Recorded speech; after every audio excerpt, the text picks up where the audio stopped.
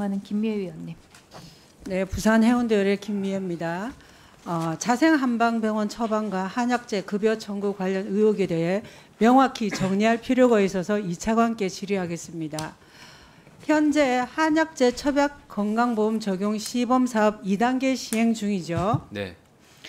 처방 시범사업은 시범사업에 등재된 한약재 456종 중 251종의 기준 처방에 따른 한약재를 환자 체질에 맞게 가감을 통해 처방 가능한데 기준 처방 구성 한약재 외에 240종의 가감 한약재도 정하고 있죠. 맞습니다. 자생한방병원의 청파전은 기준 처방의 가감 처방이며 하루파고 피둥근은 가감 한약재 중 하나로 적정한 급여 청구인가요? 맞습니다. 그러면 여기에 어떠한 위법도 없어 보이는데 맞습니까? 네.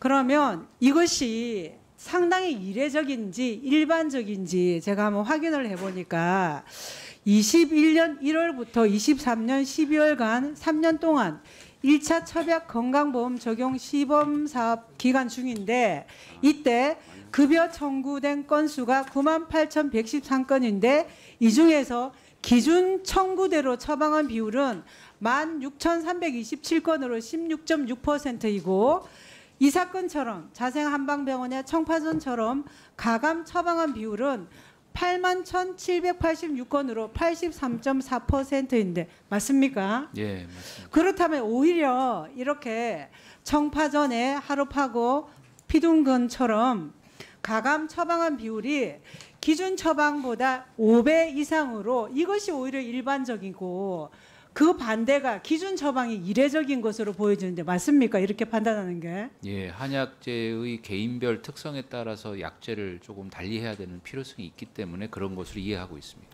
그러면 이거는 이례적인 게 아니라 일반적인 사례로 보여집니다. 그래서 마치 뭔가 그 관계를 엮어서 의혹을 제기하는 것은 옳지 않다고 보여집니다. 그다음 복지부 장관께 질의하겠습니다. 네. 준비된 동영상을 한번 봐주세요. 자동으로 통보되는 출생통보제와 익명으로 출산하는 걸 보장하는 보호출산제가 시작된 지 한 달이 됐습니다.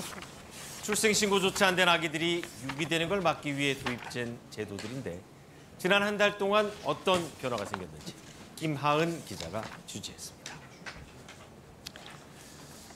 경기도의 한 위기임산부 상담기관입니다. 상담기관을 찾은 위기임산부 중에는 출산이 임박한 10대 청소년도 있었습니다. 임신 사실을 부모님이 아시니까 허락을 안 내주시니까 나갔어요. 별도로 살 수 있는, 지원받을 수 있는 혜택이 무엇인지 알기 위해서 저희한테 전화가 온 거였고요. 상담기관은 지원 제도를 안내하며 출산을 도왔고 10대 임산부는 결국 직접 아이를 키우기로 결정했습니다. 무조건 보호출산제로 가는 게 아니라 7, 8번 대면으로 그에 맞는 정보 제공을 하고 지원을 해주면서 하다 보면 이분들이 이제 양육으로 하는 경우가 더 많았습니다.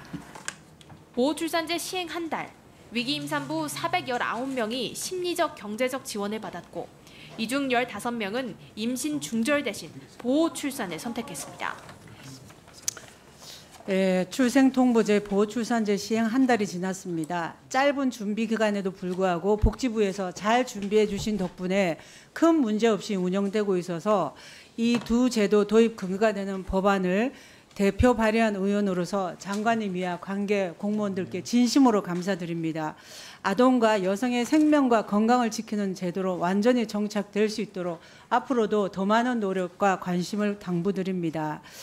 제도 시행 한 달밖에 되지 않았지만 여전히 국민 다수는 위기임산부 지원 상담 전화 1308뿐만 아니라 제도의 존재 자체를 잘 알지 못하고 있어서 아쉬움이 큽니다. 그러나 방금 시청한 것처럼 한 달밖에 안 됐지만 위기임산부 419명이 상담을 진행했고 많은 생명이 살아났습니다.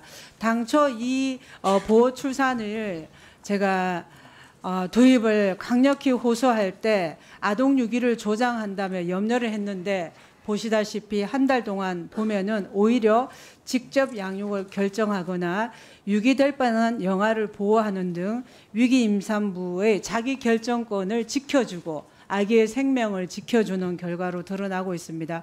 차관님, 이 외에도 소개할 만한 사례가 있으면 몇 가지만 좀 말씀해 주세요. 예, 여러 가지 사례가 있었습니다. 어제 저희가 한 달 돼서 자료를 냈는데요. 아이를 태어나서 안아본 후에 신경 변화가 돼서 철회 사례도 있었고요. 또 한 사례는 10대 후반의 그 여자 임산부였습니다. 그런데 그 정말 이렇게 아이를 갑자기 생겨가지고 임신 인공이 중절을 생각했었는데 1308을 그 전화를 해서 거기 간 사례도 있었고요. 또 한 사례는 출산을 했는데 이게 갑자기 이렇게 돼서 그 아이를 유기하려고 생각하고 있었는데 그때 1308을 해가지고 바로 상담원이 가서 그 아이와 어머니를 데리고 온 그런 사례가 있었습니다. 네, 감사합니다. 더 많이 직접적으로 현장에 찾아가고 그래서 한 생명이라도, 한 명의 여성이라도 건강과 생명을 지켜주시기를 다시 한번 당부드립니다.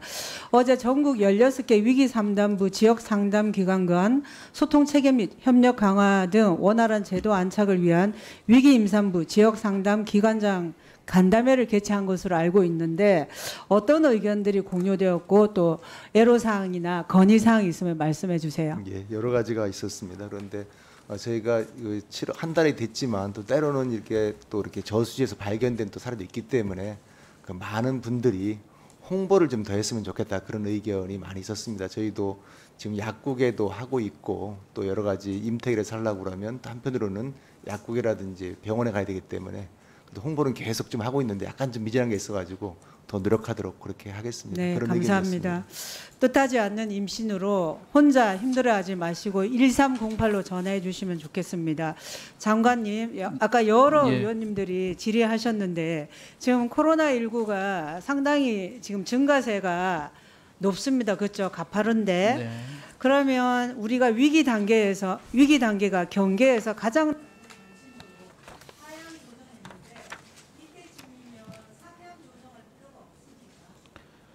매뉴얼상으로는 현 단계를 유지하는 것이 맞는데 향후 그 전망을 질병청하고 잘 해가지고 위기 단계 격상 여부를 검토를 하겠습니다. 방금 우리 존경하는 박주민 위원장께서도 국민연금 개혁에 대해서 말씀하셨습니다. 22대 국회 개원한 지 2달이 넘어가고 있지만 국회 차원의 연금특위 구성이나 추경호 원내대표가 제안한 연금개혁 여야정 협의체나 아직은 별다른 진전이 없습니다.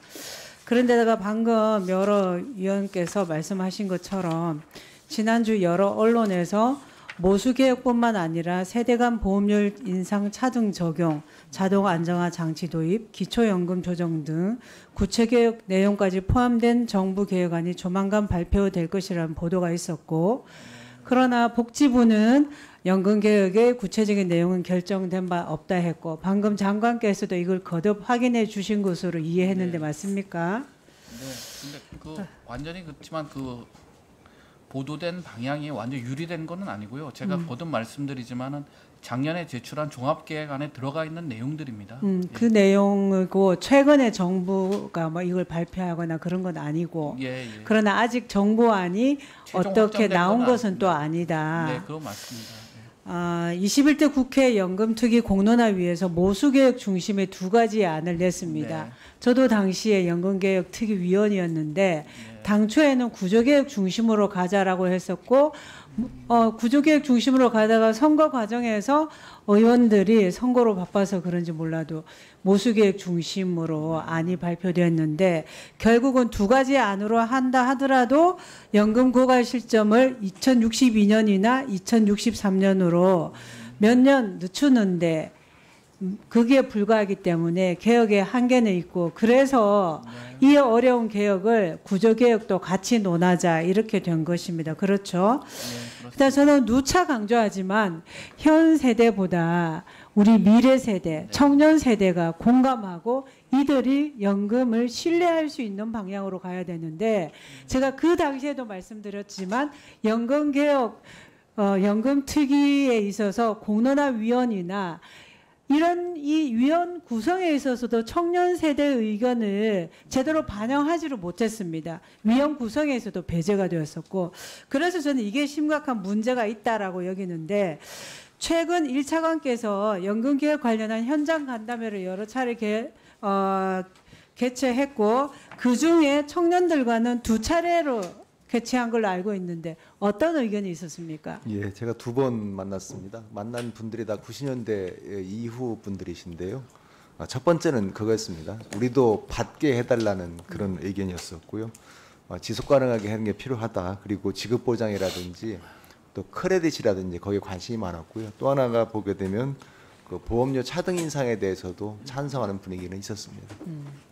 그러면 요약하면 결국은 불안이죠. 불안. 그렇습니다. 불안을 최소화하기 위해서는 우리는 지속 가능성을 담보하는 구조개혁을 포함한 연금개혁을 해야 되는 게 우리의 과제라고 저는 생각합니다.